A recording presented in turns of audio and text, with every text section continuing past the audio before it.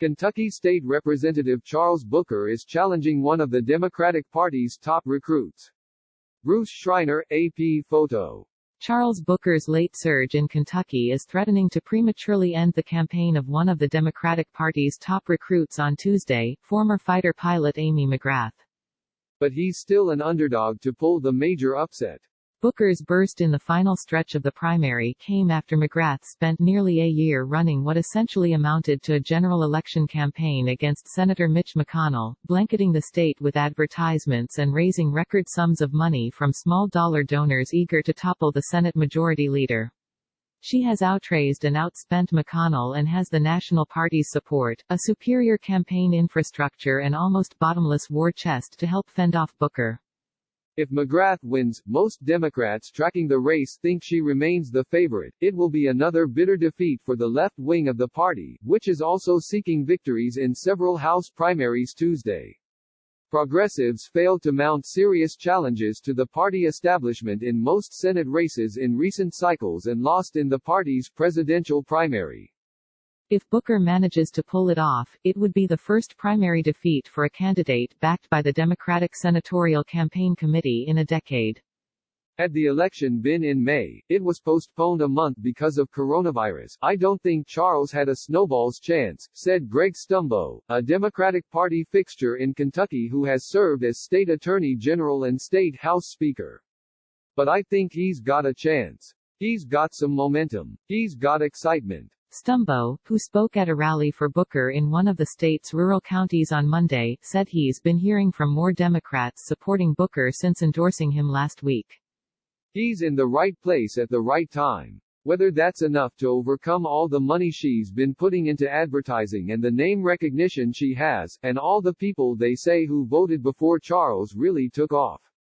Stumbo said, I don't think anybody can predict this one.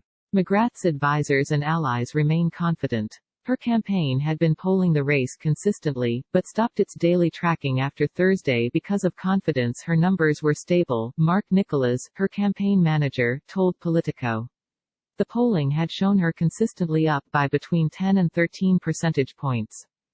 But they're not taking it for granted. Her campaign has increased its advertising in the final days, spending roughly $3 million over the past week across the state, including media markets in which Booker cannot afford to advertise. Recently, she's run a message focused more squarely on Democratic voters than some of her previous ads targeting a general election audience.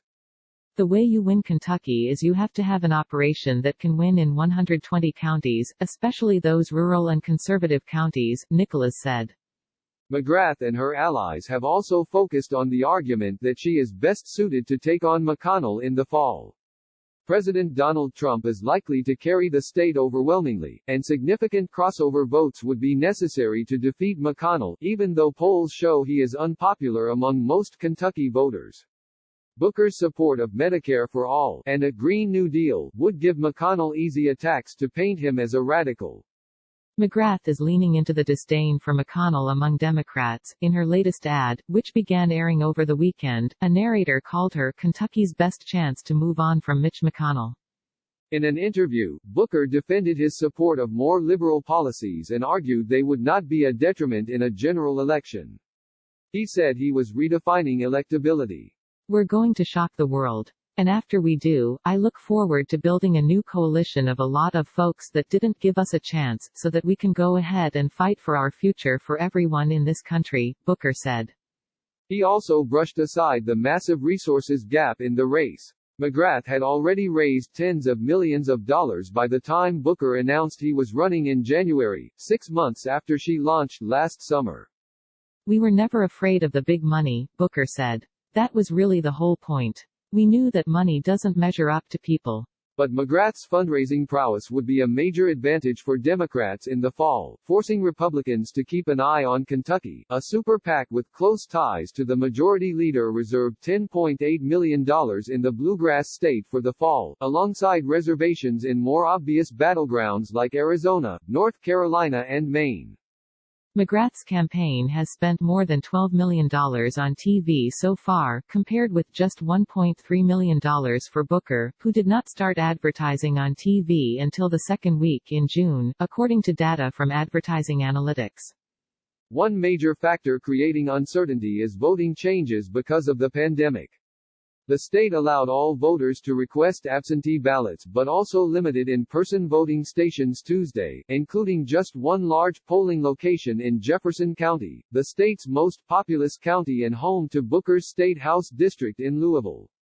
More than 860,000 absentee ballots were issued, according to the Secretary of State's office, and more than 440,000 were returned across the state, and at least 88,000 voters voted in person during the period of early voting.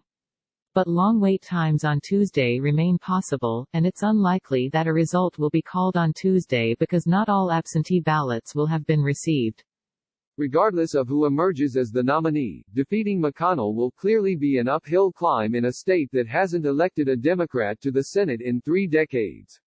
But the approaches would be very different. If you're McGrath, you have plenty of resources and the ability to raise more money with the push of a button, said Mark Riddle, a veteran strategist in the state. And if you're Booker, you feel like movement politics has never really been done against Mitch McConnell before, and maybe that's the key.